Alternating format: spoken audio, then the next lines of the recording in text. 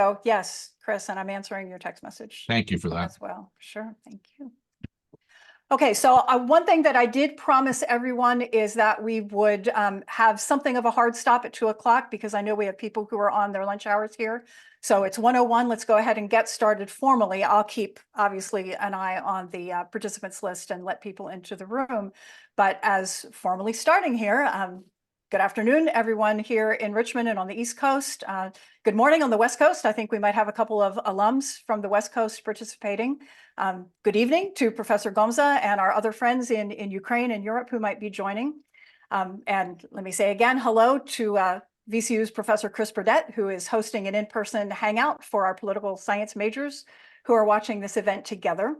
My name is Judy Twigg. I'm on the political science faculty here at VCU. I would like to thank the political science department and its chair, Jason Arnold, and the College of Humanities and Sciences for hosting this event today. It is my great pleasure to introduce Professor Ivan Gomza, who is a professor in the Graduate Department of Social Sciences and Humanities at the Kyiv School of Economics in Ukraine. He just stepped down after over 3 years as the academic director of the Public Policy and Governance program at the Kyiv School of Economics. He has been a visiting Fulbright scholar back in 2016 and 2017, where he spent some time just down the street at the College of William and Mary. He has, over the past couple of years, held non-resident fellowships at George Washington University and the University of Toronto. He writes extensively over a broad range of issue areas, including warfare, democratization, authoritarian regimes, nationalism, contentious politics, and good governance. He is the author of 2 books, the most recent of which was longlisted for the Ukrainian Pen Club Award. He has published articles in all of the leading journals in our field, Problems of Post-Communism, the Journal of Democracy. He's on the editorial board of the journal Communist and Post-Communist Studies.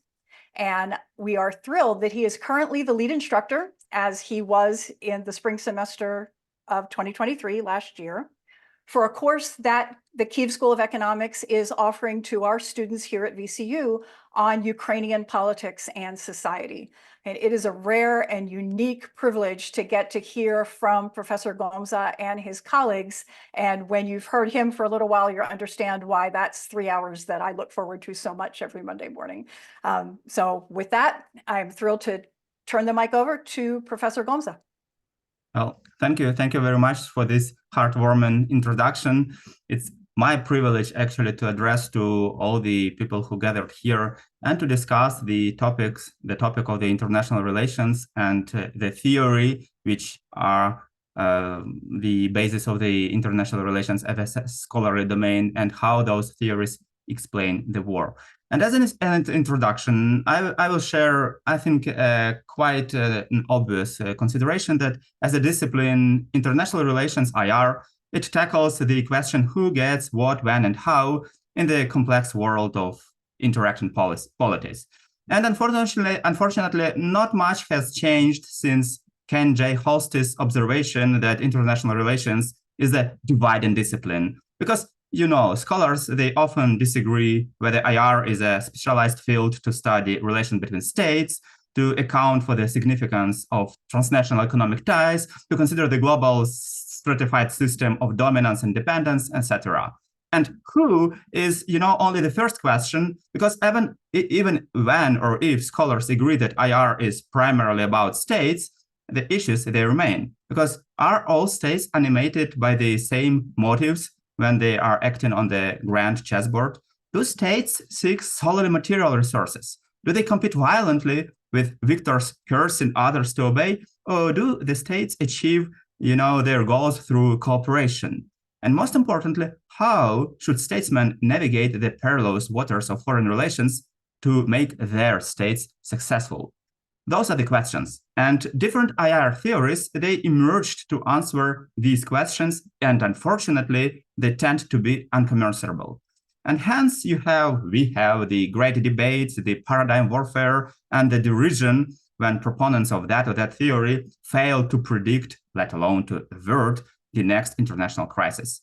So unfortunately, any IR theory, it is far from achieving universal applicability like the one we find in physics with the theory of gravity. At best, any theory, each theory serves as a conceptual lens which scholars use to consider the empirical reality while making sense of this reality. And also, and I think each theory serves to account for distorting roles other theories tend to play. And this is the guiding principle for my presentation today. So I think I have an honor to invite you to consider the Russo-Ukrainian War from the perspective of three dominant theories. In particular, I suggest focusing on what realists, liberals, and constructivists, theoreticians of those models, claim when they are addressing the broader public. My rationale for this particular angle is the following. When scholars argue for ways to resolve the Russo-Ukrainian War in popular outlets like foreign policy or national interest, they use the cloak of professional expertise to convince the lay people. And this particular positionality, it grants considerable responsibility and, as I think, it warrants particular scrutiny from the learned community, as the one I'm currently addressing. So that is what I want to do.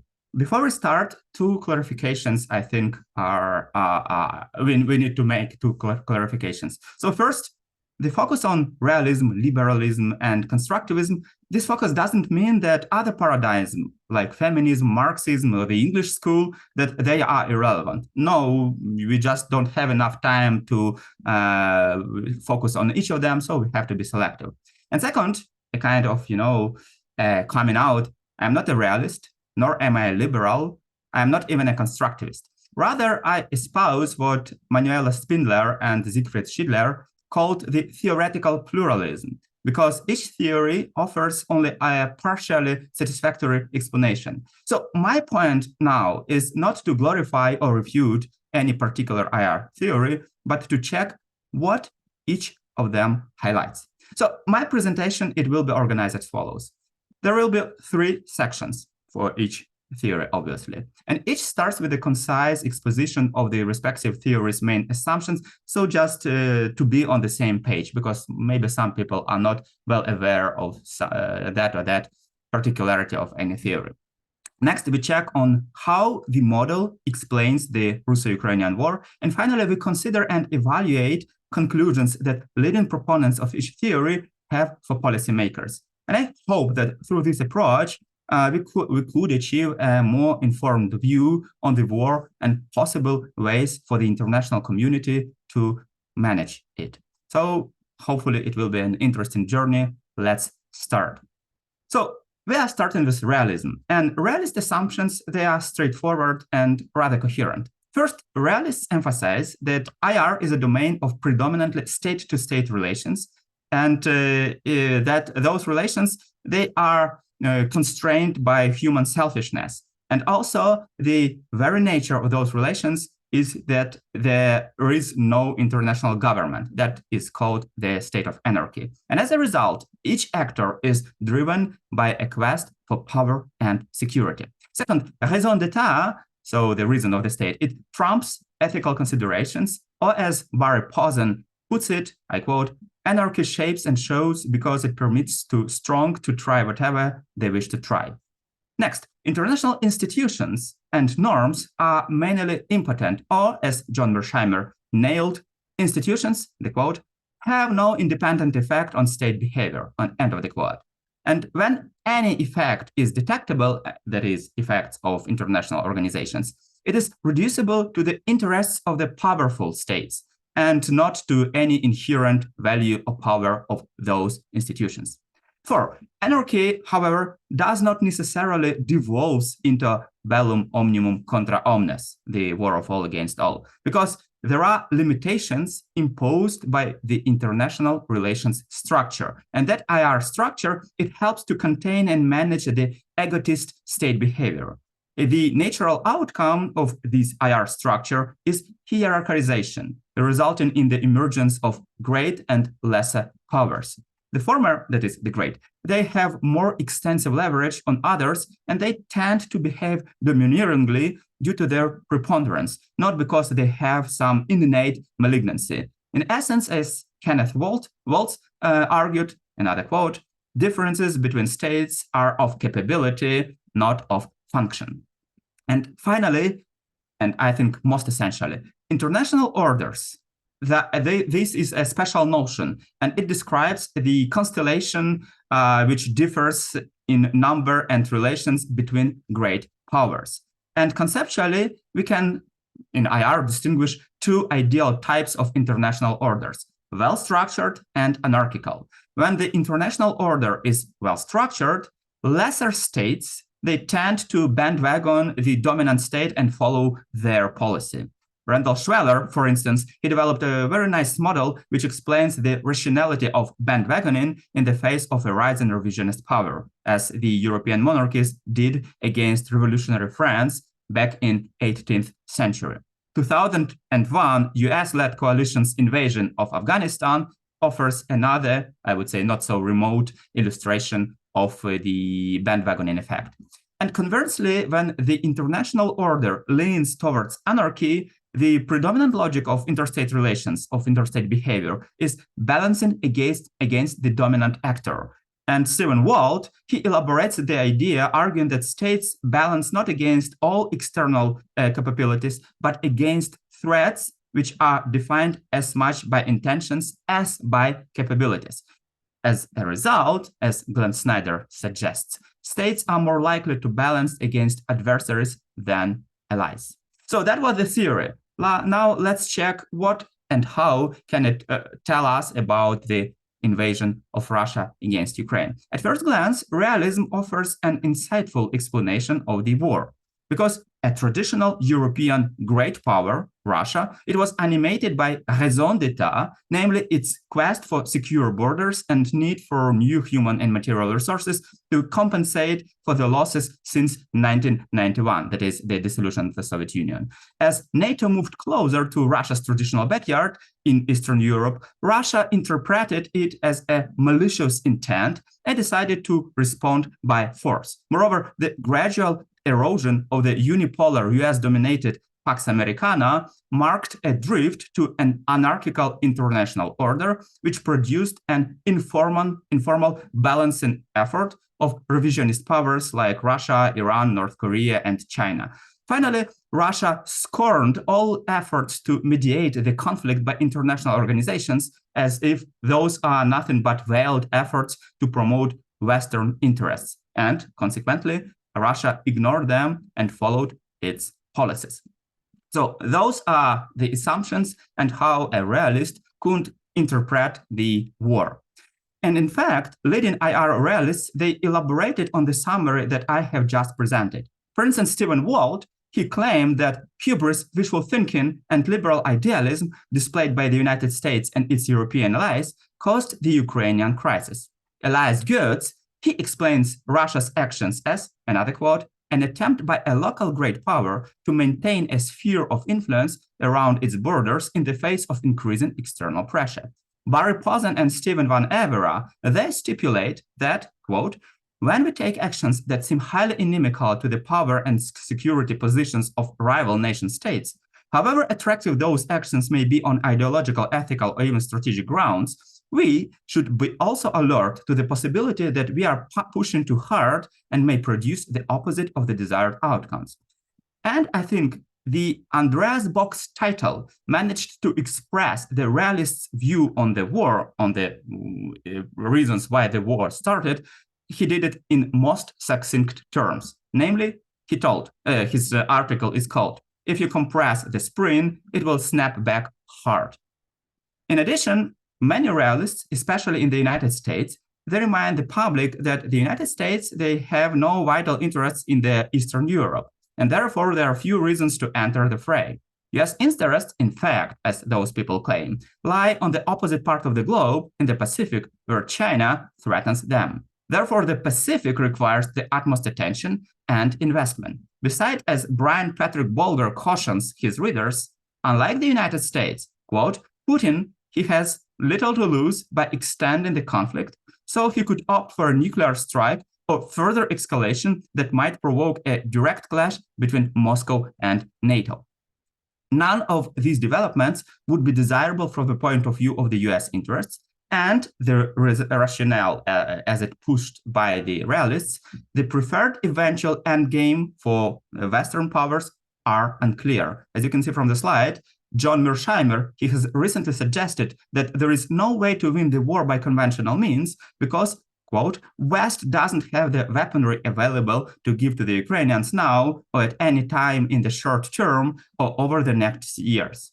So even other possible solutions to the war, for instance, like Ukrainian insistences that a regime change or a broader Russian collapse could terminate the war, they are barely palatable for the US policymakers for two reasons, according to realists. First, if threatened by regime survival, Putin is most likely to escalate. And second, Russia's disintegration or even a sound defeat would make integrating a resentful Russia into a new European security architecture impossible. Given all these arguments, realists, they contend that Western vital national security and interests, they are not threatened. The risks and costs of war have not been fully analyzed. The war has no clear attainable objectives, and there is no plausible exit strategy. So the war was provoked by Western ignorance of Russia's security, and the conflict is in the final analysis of Western making. And within this framework, what is to be done is, in order to halt the bloodletting, for realists is pretty clear. And you can see the 16th program put here by Barry Pozan and Stephen Van Evera on the slide. Ukraine and its backers, they should cede the superior Russian claims. Full stop. As I told you before, and I want to emphasize it again, I have no beef with the realist theory. Rather, I am concerned by the sheepish interpretation it receives in realist public discourse. To be more precise, I think there is a yawning gap between what some realists are advancing publicly and what the theory actually says. To describe this gap, I differentiate realist public intellectualism and core realist tenets. Let me remind you that Webster's dictionary defines a public intellectual as, I quote, a noted specialist in a particular field who has become well known to the general public for a willingness to comment on current affairs, end of the quote. Pursuing this way, public intellectuals, they often engage in heated discussions on critical issues which establish a kind of a slippery slope. By presenting their ideas to a broader public, intellectuals simplify and they produce ersatz theories.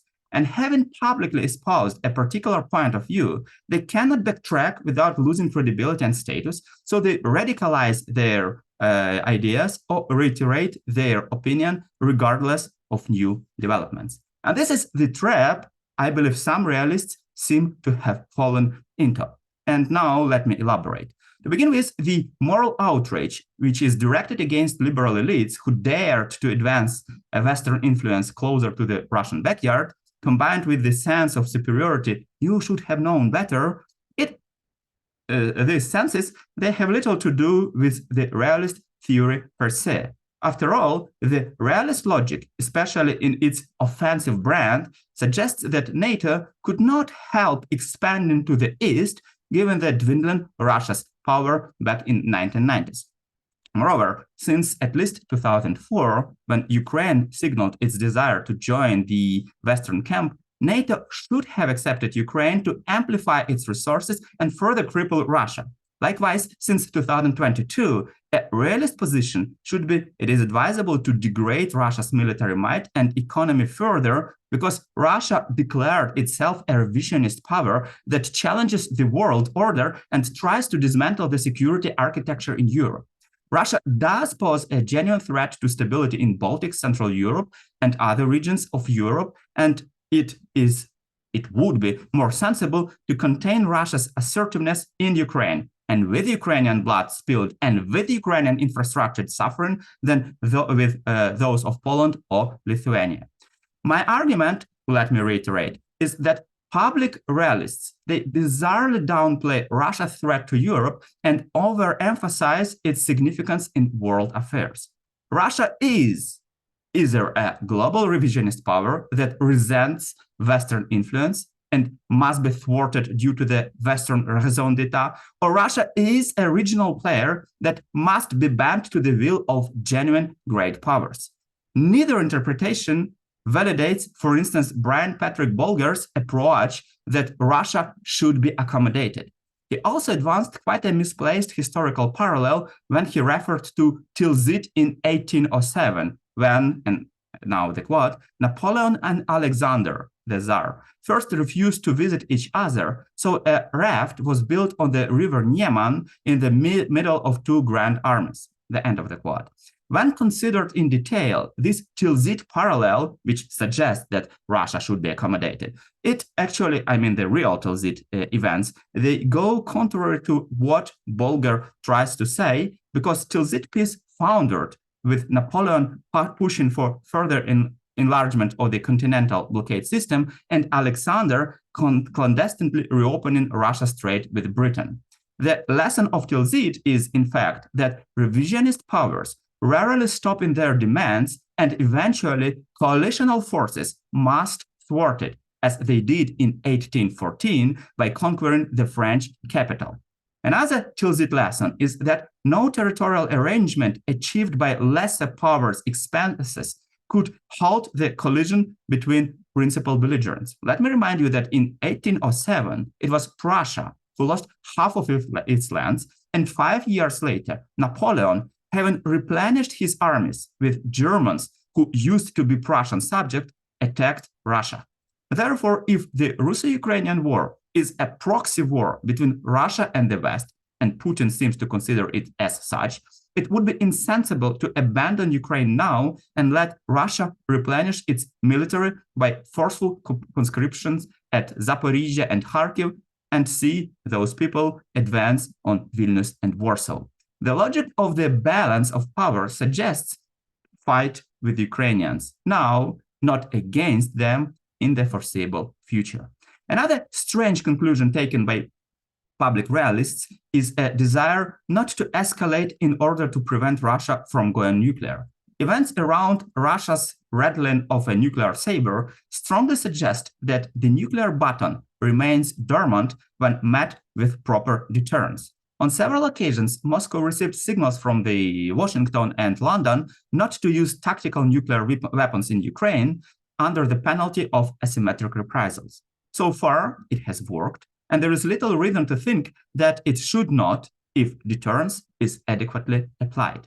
Yet another misplaced public realist argument focuses on the US interest squarely in the Pacific. I would argue that peace in the Pacific is secured in Europe. As history suggests, a nefarious alliance of revisionist power arises when concerted efforts by powers supporting the actual world order are lacking.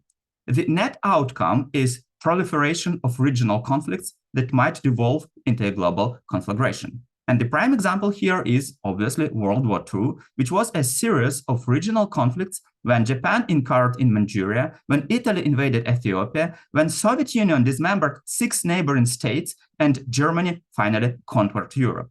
The war became global only after Pearl Harbor, when Hitler foolishly gapped the Asian and European theaters of war by declaring war on the United States.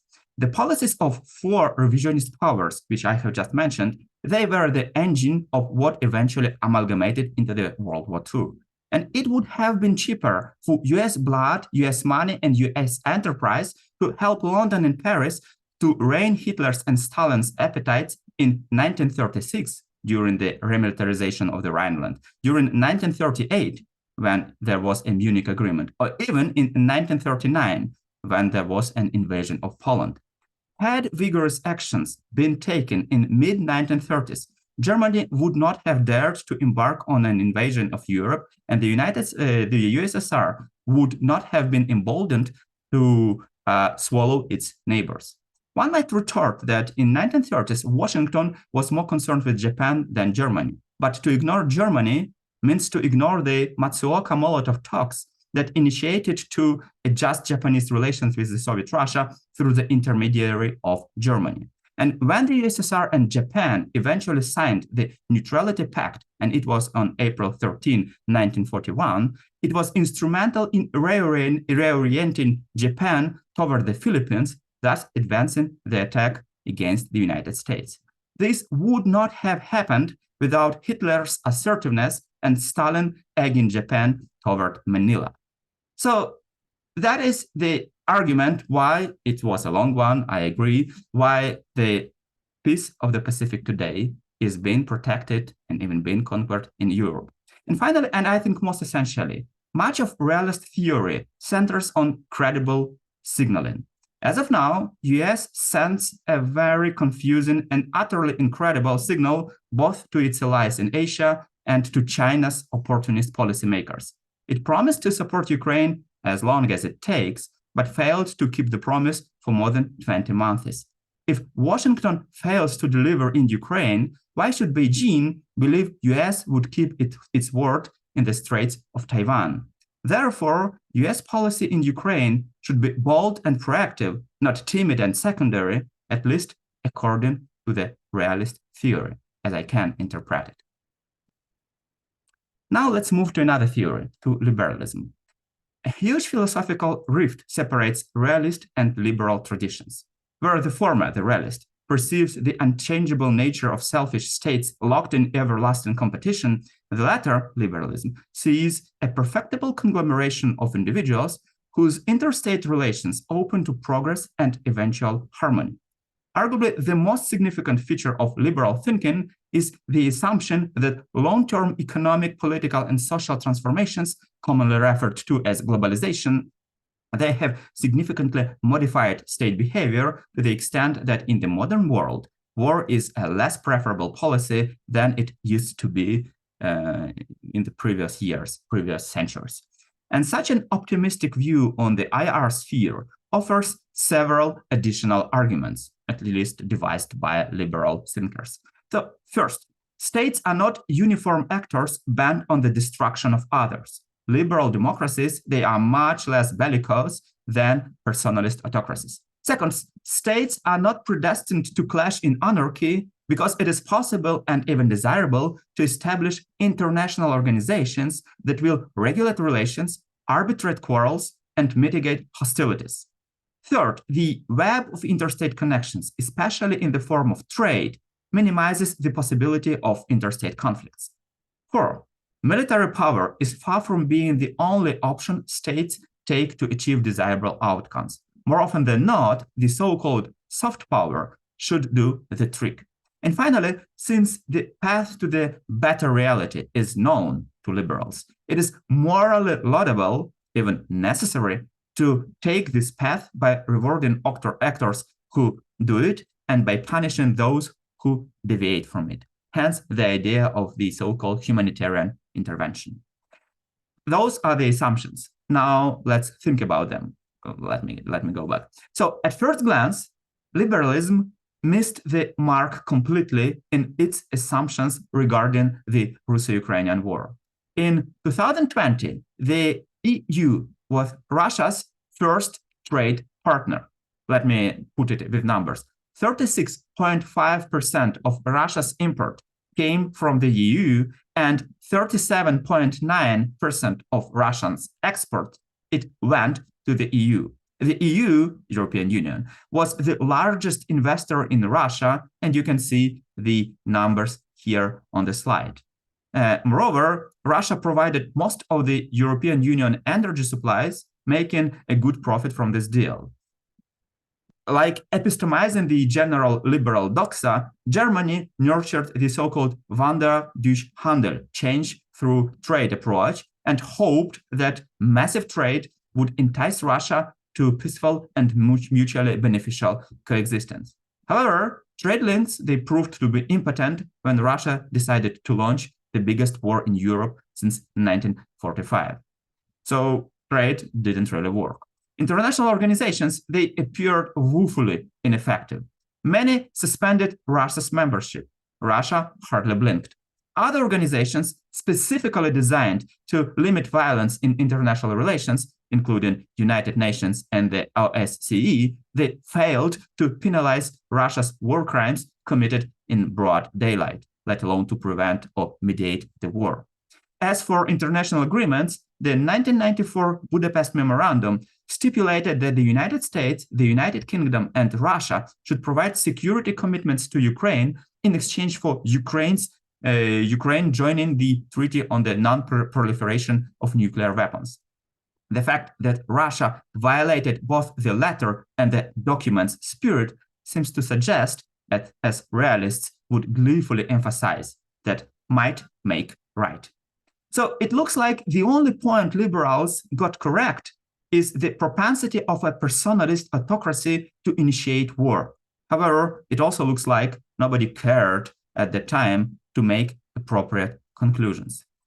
But maybe nothing illustrates the irrelevance of the liberal theory better than a statement by a prominent liberal theorist, director of Liechtenstein Institute of Self-Determination at Princeton University, Professor Andrew Moravchik, who suggested, I quote, "The major Russian threats to the region are economic and political, not military. The possibility that Putin will launch a military strike at the rest of Ukraine, Latvia, or Poland, they remains remote compared to the far greater danger that pro-Western political and economic policies in Ukraine will collapse on their own."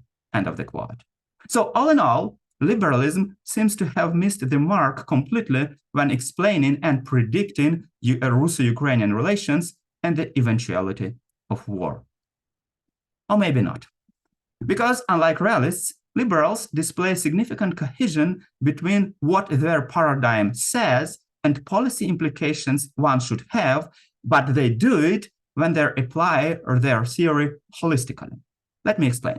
So to begin with, trade comes in different forms and shapes. The simple fact that two states have practiced commerce together, this fact doesn't automatically mean that they cannot be hostile. As Russia's behavior toward Ukraine and the European Union showed, supplying with energy sources and buying goods, Russia considered them dependent, Russia and the European Union, to be dependent on itself, and thus they were believed to be open for pressure. And pondering over the lessons of the Russo-Ukrainian War, Joseph Nye, a prominent liberal, he concludes that, I quote, "Only uneven economic interdependence can be weaponized." Arguably, Putin, he overestimated the nature of economic interdependence and believed it to be skewed in his favor.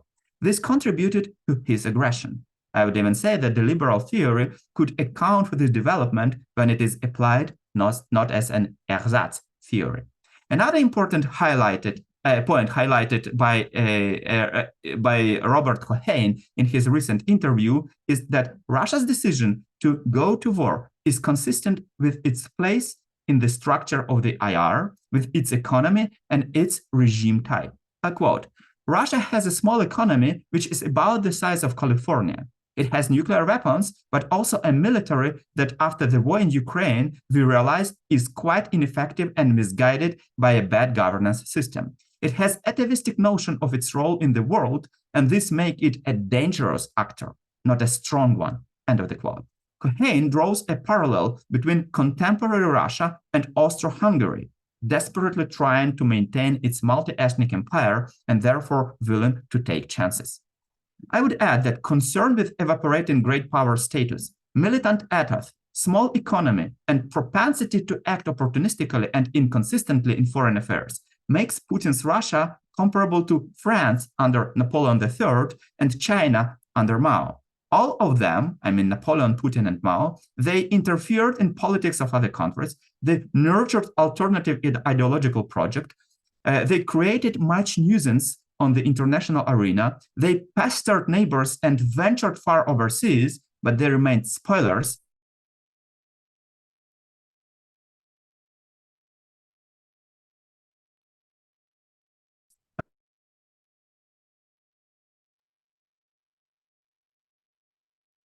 Ivan, it looks like we might have lost your audio somehow. Is it? Yep, that's better.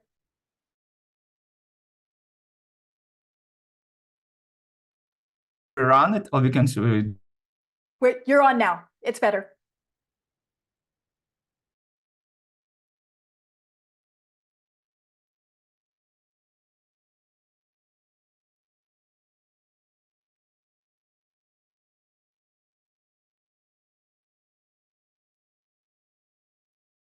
Rick, we should support Ukraine in spite of this nuclear threat from Putin, in spite of the risks of escalation, in spite of the pain that Europe will bear, in spite of the death that Ukrainians will experience, because it is going to pay off in the future in a more stable world order where others don't try to do the same thing. End of the quote. Another important point was raised by Robert Cohen, who points out that contrary to the impression that humanity has established too many international organizations, I quote him, we don't have coherent, strong multilateral institutions. In particular, there is not an encompassing organization in which the United States, China, and Russia could work together effectively. End of the quote. So liberals, they seem to suggest that we need more, not less, international organizations with enhanced, not diluted powers. The Russo-Ukrainian war will eventually end, and when it happens, either the United Nations organization should evolve into something more effective than a soapbox which any country can mount to broadcast whatever it wants, or a new organization to secure the international peace should be established. And the final observation made by the liberals concerns the revival of Europe as a second independent column within the NATO architecture. Joseph Nye, he stipulated that Putin's pugnacity gave momentum to European gradual evolution into a smart power. Smart power is a kind of a combination of hard and soft power. And we can say that, well, it has not happened, it has not terminated, it has not gestated yet, but recent developments with the arms production, military spending, and general awareness in Europe that post-Cold War peace dividend, it has been exhausted. Those developments, they suggest that European leaders, they understand the new realities of the anarchic world order. And this proves that another Professor Moravchik's prediction, the one where he says, I quote, Europe will continue to have the most intense interest, possess greater civilian power resources, and play the central diplomatic role in regulating the Ukrainian crisis. This particular suggestion, it came true. And finally, let's discuss the constructivist assumptions. Constructivism is often defined not as a particular IR theory, but as a separate research agenda driven by methodological and epistemological assumptions that differ from classical rational choice inherent in realism and liberalism. So let's check the assumptions constructivism poses. First, to begin with, the constructivists, for them, the ideational structures are just as important as material factors because identities influence preferable actions. Second, states, they are considered to be social actors who gain their identities through the process of socialization. In other words, identities are conditioned by networks of transnational and international social relations that shape their perceptions of the world and their role in the world, as Marta Finnemore put it. Third, domestic factors are equally significant because state identity is brought to life only through people who represent the state. And therefore, decision makers' aspirations, emotions, fears, and motives, they are essential components of a state's identity. And as we have already heard, identity, it defines the action.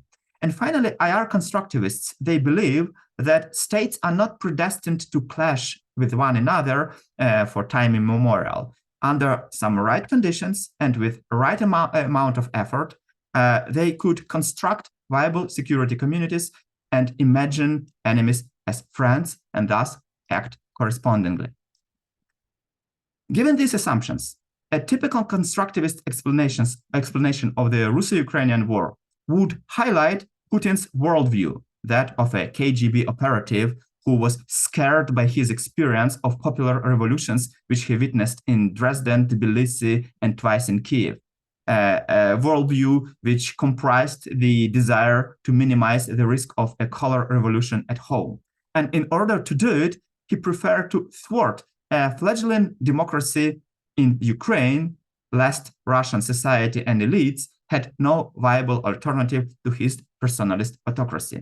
Likewise, deeply seated imperialist aspirations vis-à-vis Ukraine and animosity toward the West contributed to Putin's eagerness to reincorporate Ukraine and challenge the liberal world order. On a structural level of constructivist analysis, constructivists, would point to Russia's failure, although not because of the lack of effort by European counterparts, the failure to mature into a dependable member of regional stability. And finally, driven by ontological security seeking, that is, eager to validate the Russians' way of life, Russia actively punished those who deviated from it, lashing at Ukraine in particular. To cite just a couple of examples, Irina Domurata and Stefano Palestini, they studied the status laws and Putin's framing of NATO enlargement as an existential threat, which, according to them, provide explanations on why the war erupted. In another article, Felipe dos Reis and Yanis Grzybowski examined claims about self-determination and self-defense as strategies that are used to justify the use of force, both by Ukraine and Russia. So those are just two examples on how constructivists develop their particular argument. Policy proposals deriving from a constructivist perspective, they naturally revolve around identity and images. Bobolot, even before the war started, he stated that Russia's characteristics include, I quote, an abiding sense of greatness and strategic enlightenment, suspicion toward outside influences, and an imperial mentality combined with political and moral conservatism. Any meaningful conflict resolution would require either modifying these deep ideational elements or devising a way to reconcile them with Ukraine's sovereignty and with the liberal world order. More particularly, Domurata and Palestini, they suggest that Ukraine should use an inclusive frame which would highlight that Russia has grossly violated international law to attract sympathy from the global South, instead of maintaining, as Ukraine is currently doing, that Ukraine fights for liberal values and democracy. However, more often than not, constructivists, they focus on registering narratives and dissecting ways identities are constructed in lieu of down-to-earth policy proposals. After all, it is easy to detect that Russia considers Western values as inimical. It is much more difficult to devise a policy to grapple with these issues. That is why, maybe in a kind of a provocation, I think that constructivism might be a theory without real policy proposals. However, it's time to conclude. I want to finish this presentation with a couple of ideas you might find interesting to debate. So first, there is a division between liberals and realists in the ways they apply their paradigms to elaborate policy proposals. Because while liberals, they manifest the ability to shed assumptions that failed to account for the eruption of the hostilities and to resort to those elements of the theory that maintain explanatory power, realists, they tend to stick to the narrowest possible interpretation of their own paradigm. Let me illustrate this particular problem with two additional points. So first, realism is in fact a broad congregation of approaches that extends far beyond the so-called structuralist breed. There are other subschools, especially, for instance, neoclassical realism, which acknowledges that intervening variables like regime type, strategic cultures, leadership preferences, and societal pushes, they all contribute to a state's foreign policy, and they might, those other schools, offer a more nuanced interpretations of the Russo-Ukrainian war. And this point, by the way, has been recently raised by Nicholas Roth-Smith and Grant Dawson. However, neoclassical realism, it is being applied to the war only in academic journals, whereas the public discourse, as we have just seen, in this discourse, the structural realists, they are overrepresented. And this begs the question, why? And we might want to discuss it. My second illustration, even within the structural realist model, policy proposal to accommodate Russia could be viable only under two conditions aptly described by Paul Danieri. First, one should adopt defensive realism. And second, one has to provide evidence that Russia is a status quo, not a revisionist power. However, realists who act as public intellectuals stem from different schools, so they don't represent solely the defensive school realism. Just take the Mearsheimer case, which is quite illustrative. And they rarely fulfill the second requirement, which is the essential one, to show that Russia is a status quo, not a revisionist power. As you can imagine, I hardly disagree with this assumption. So this, as I can see it, begs the question, why do realists jump very hastily to the accommodation proposal? So that is the first idea I think we might find interesting to discuss. Second, the question of Russia's war aims, it should be lifted to the limelight of our debate. Too eagerly, observers like Richard Haas and Charles Kupchan contend that, I quote, what began as a war of necessity for Ukraine, as a fight for its very survival, has morphed into a war of choice, a fight to recapture Crimea and much of the Donbas region in eastern Ukraine, end of the quote.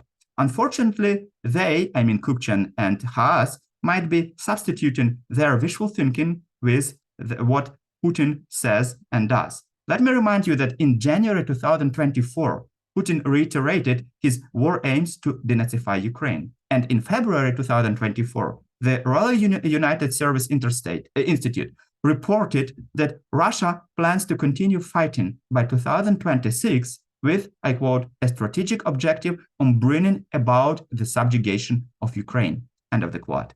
So the scholarly community needs to overcome the fact that gauging the intent of the authoritarian Russia's leadership mounts, if you permit me to paraphrase the Churchill's famous quip, to an endeavor to penetrate a falsity wrapped in a falsehood inside a deception. Our expertise would not amount to anything more substantial than biased guesswork if we cannot overcome this particular problem. And finally, since the beginning of the invasion, Russia has behaved as it has, not only because of some structural dispositions, but also because Russia's ruling elites are predominantly hardcore realists in their worldview. And coming from security service and from Soviet diplomatic circles, they view Russia's relations with the West antagonistically. They are convinced that victors write history. They are intent on achieving a victory in Ukraine by any means. They also believe that any insistence in foreign relations, that the foreign relations, could be conducted otherwise, that is, not with violence, those insistences are phony and cover the true intentions with benevolent rhetoric. And we should account for this important fact. And this invites a final observation. Although I, as a scholar, abhor essentialism, it looks like little has changed since an astute observer described the Russian attitude to the outer world with the words which you can see on the slide. And since it would be delusional to try to accommodate politicians whose identity, values, and preferences display consistent anti-liberal bias, it is time to resort to what the very same astute man prescribed, that is, containment. And if anyone in the United States is afraid of Russia's escalation, it is imperative to contain Russia wherever it is possible in order to avert the absolute disaster. And I think that Ukraine is an excellent spot to start. Thank you. Thanks very much, Ivan. That was fascinating and inspiring. And I have to share that about halfway through your remarks, I got a private message on the chat from Professor Saladino, many of whose students are here today, saying that he was just covering this exact material using the exact scholarly authors that you used in your presentation in his class. So we have a genuine meeting of the minds here. It's really great to see. So we have at least 10 minutes for questions and discussion. I invite everyone to use the raise hands function. And anyone want to start? I'll turn, I don't want to put you on the spot, Chris, but I'll turn to Professor Krista Burdett, who is in the in-person hangout with our students. If any of the students in that group have questions, I invite them to come on. Yes, Judy, Okay. I'm polling right now, so I will raise my hand once we're ready. Okay, great. So I'll take moderator's privilege here to start with a question then. So you may have answered my question with your last slide and the George Kennan quote, but in the remarks you were making just before that slide, you referred to the idea that the current Russian leadership is, old Soviet-trained diplomats, people who came out of the KGB and the old Soviet era security services establishment.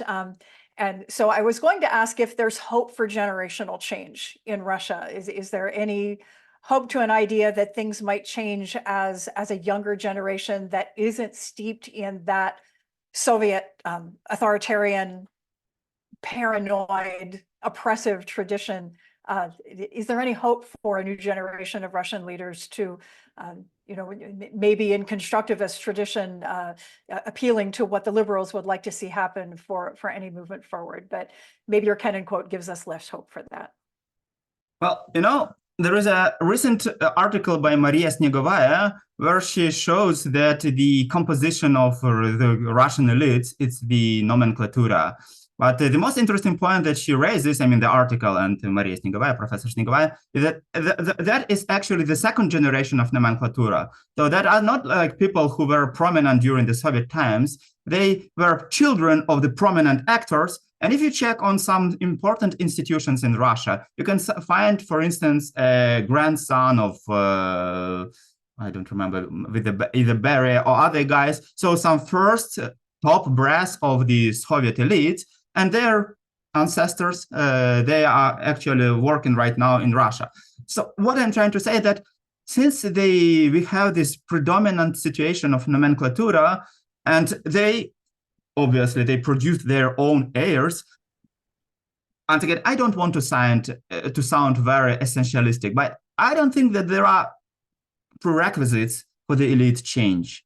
There might be a kind of a counter-elite somewhere in Russia. You might think that Navalny and Nadezhdin, they represent this another way of doing politics, thinking about politics, considering the international relation. But as of now, nomenclatura, it is entrenched. Siloviki, they are entrenched in power. So I don't think there is much hope. The generational shift, well, it might be a flicker of hope, but just a flicker, nothing more. Thank you. Professor Burdett? Yes, we have two questions here, and I'm going to let the students ask them one at a time. So we'll pose one and let wait for the answer, and then we'll pose the other if that's okay. Sure. Sure. Hello, Dr. Gomza. Thank you for your talk today. My name is Connor. I'm an undergraduate here at BCU. You mentioned there's sort of a disparity between the way that realist scholars acting as public intellectuals pose policy proposals and what realist theory would suggest, perhaps. Do you think that's something that realism is particularly amenable to or vulnerable to? Because I seem to have seen this before, so I'm curious what you think about that. Oh, just to rephrase your question, you invite me to explain why it happens, why we see this particular situation. Did I get you correctly? Yes, that's right. Well, once again, I'm not in a position to ponder over, to take, a deep entrance into Mearsheimer's or Barry Posen's mind. You can do it. You are there in the United States. You can contact these people and discuss it with them. The point I was trying to make is that actually the realist theory is much more rich than it is being presented in the public discourse. And I would say that the people who are very active in the national interest or the foreign affair, in the foreign policy, who are well-read like Walt and other guys, they are doing to the realist paradigm a huge disfavor. they are killing the explanatory power of the model, and something should be done with that. Once again, if you would push me and insist that, well, Ivan, you should provide us a kind of an explanation, here is the explanation I can try with.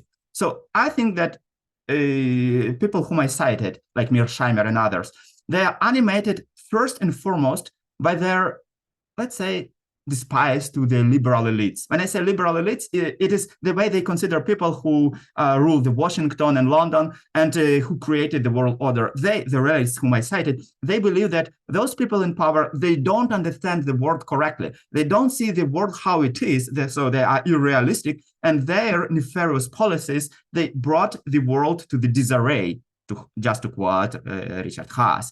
And that animus against the liberal elites, they might not be really liberal, but that animus, it is what brings that attack by Posen and others. All right, thank you so much. And Judy, as it turns out, that our second question was already answered. So you did such a great job with your response. So we are fine on our end. Hey, thank you, Chris. Any other raise hand questions? Okay, we have a question in the chat from Seed Michaels asking about examples where containment has actually worked. Well, I would say that we don't have to go further than George Kennan and his situation. I mean, Professor Twig, you might recall that a couple of days ago, I said that I believe that Harry Truman was the best president the United States ever had. Once again, I don't think that many Americans would agree with me. I mean, because when he left office, his approval rate was the lowest, which was even lower than that of Richard Nixon when he left his office. And he left it with a scandal. So I think that Americans, they are doing a great disfavor to President Truman, because he and his containment policy, and yes, that containment policy, it was not designed by Truman himself. You also had George Marshall, and you had other people who helped him. But the idea is that when the Soviet Union was so powerful that it managed to violently incorporate a part of Europe, that is Eastern and Central Europe, and it posed a real threat to the Western Europe, and it might have attacked.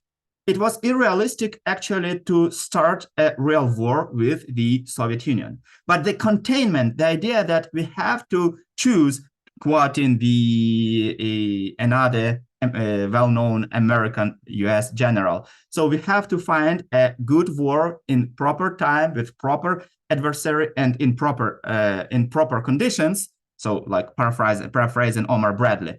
That was the principal idea of containment. So I would say that the Cold War is, you don't have to go further than the Cold War. It's the prime example of how containment worked, and worked very well.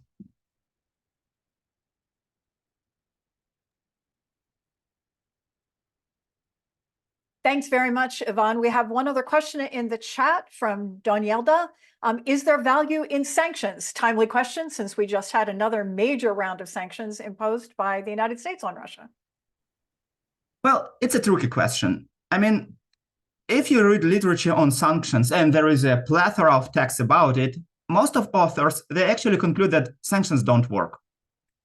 And I will start with the mother of all sanctions. The first comprehensible set of sanctions was adopted against the Kaiser's Germany during the World War I. You know, you might recall there was a huge blockade. Nothing was it was not possible to import anything to the Germany. Actually, they didn't even had fertilizers. So their chemists, they had to invent synthetic fertilizers in order that Germans didn't die from famine. And by the way, they succeeded. So you can see sanctions didn't work. And just as a whole, against Germany, sanctions failed. Let's go further. Let's take Iran. There were comprehensive sanctions against Iran. And as of now, Iran sells missiles to Russia to attack Ukraine. So sanctions didn't work here. What about North Korea? We can say, well, their level of life, the situation, economic situation in North Korea is dismal. It is true, but once again, the regime survived, and it is a nuisance and a very important factor in the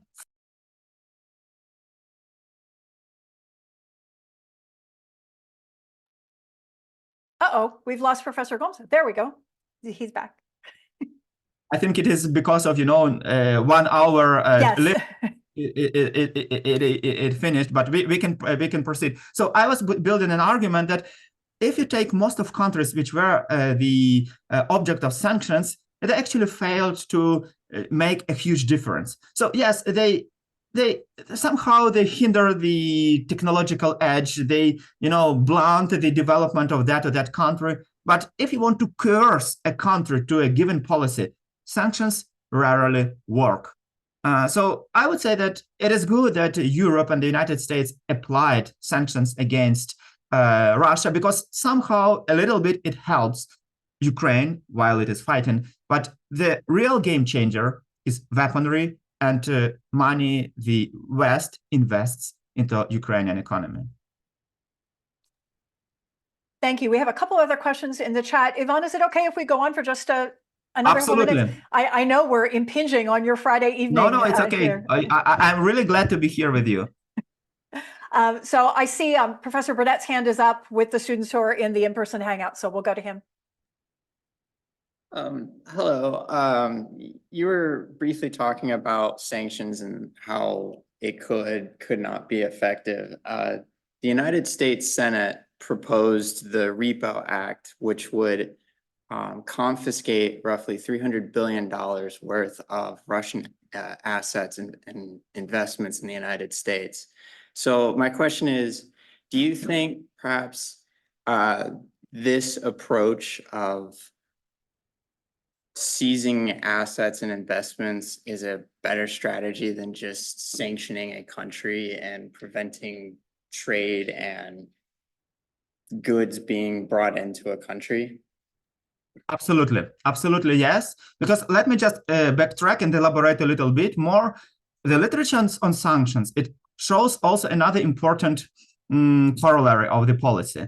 When sanctions are broad enough that this population of the country, not only the elites, suffer, sometimes it actually creates a kind of a backslide effect, not backslide back, but backfire effect. When the population, for instance, the Russian population, they even if they nurture a kind of anti-Putin ideas, they start thinking, well, I cannot buy a new car, I cannot, for instance, have a vaccination for my kid because West doesn't let us have that or that good. And as a result, the population who suffers from sanctions, which are broad, they drift to the pro-regime position. So that is another negative effect of sanctions. So, and just bridging with the question you directly asked me, I would say that what was proposed by Mark-Folger-Mark Commission and what was also developed by the US Senate is a much more sensible position. Once again, I don't think lift the sanctions. They should stay because they create, a kind of pressure and put the regime under duress. But taking the assets of the Russian oligarchs, which is of the Russian regime and the very winning coalition of this regime, so taking and attacking, going directly for their money, and then investing that money in the Ukrainian economy in order to help it to sustain and to develop its economy and also the military sphere, it is a very sensible position. Because once again, just think about it in a broader historical terms. Very often, the war was about one polity and other they fight, and the one which wins, it comes and takes money, reparation, some other goods from the one which lost. So the point is, the winner takes all. The winner wins some booty. With the US Senate idea of appropriation of Russian elites, you actually turns it upside down. Now, even without losing a war, so without having, to suffer the indemnities or reparations, Russia will pay, and it will pay also for Ukrainian war effort. I would say that it is an ingenious idea. Now you only have to find proper mechanisms actually to make it work, because you might recall that many specialists in international international law, they point to some loopholes that might actually hold this process. So as of now, it's just an idea which must be implemented with a solid bulletproof mechanism. But when and if it works, and I hope when is a better word, when it works, it will be a very good solution to the situations that Russia is unlikely to pay war indemnities, so we can substitute them with its assets. Thank you. Thanks very much. Okay, just one more, and then we'll let you go. I'm seeing a question from Riley in the chat that I think might sum up so nicely the theoretical perspective of your lecture. Riley says, you mentioned that you believe in the pluralism of all the theories. Riley's asking, is there a specific term that represents a school of thought that acknowledges the validity of elements of all of the theories? Well, that is theoretical pluralism or eclectism. I mean, sometimes in social sciences, it's not a negative term, because in natural sciences, to be a representative of eclectic approach, it is you don't know anything profoundly, so you take a part from there, another part from there, and you combine them without them being able to combine properly. But in social sciences, which deal with much more complex issues, I would say that eclectism is a much better approach, because it actually, let me put it this way, it leaves a possibility for intellectual humility. Because if you are, say, hardcore realist, it means that you pretend that you know everything and that only your paradigm is like veritas. It's like the essential truth. But when you say, well, liberals, they might be right in that point, and constructivists, they deal better with, for instance, the notion of identities and how it influences state behavior. Well, when you show this humility, you can understand the complex social world better. So it's about eclectism. Or pluralism, theoretical pluralism is another much more, let's say, polite way to call it. Okay, I think this is where we'll wrap up, because we've already, we don't want to take up too much of Professor Gomza's time and his generosity. I do want, in echoing some of the points that Ivan has made, I want to recommend to everyone the new article in the most recent issue of Foreign Affairs by the current director of the CIA, William Burns, where he makes the point that Ivan made so brilliantly. If you are concerned as a person in the United States about the threat from China, about the situation in the Middle East with Hamas and Israel and the Palestinians, if you're concerned with any of these other security threats around the world, one of the best ways, perhaps the best way to approach that is to support Ukraine, because that is where the United States is demonstrating, Burns used, that we can, the actual words, we can show the Chinese that they're wrong in thinking that the United States is exhibiting fecklessness. He used the word fecklessness on the international stage by making sure that we exhibit our strength and our resolve in Ukraine. So thank you again to Professor Burdett and to the students who are in the in-person hangout. Thanks to everybody for attending today. And thanks most of all to Professor Gomza for just an absolutely fascinating and terrific presentation. It's great to spend some time with you. Ivan, have a great evening. Thank you for having me, and please enjoy the continuation of your day. Thanks, everybody. Good one. Goodbye. Goodbye.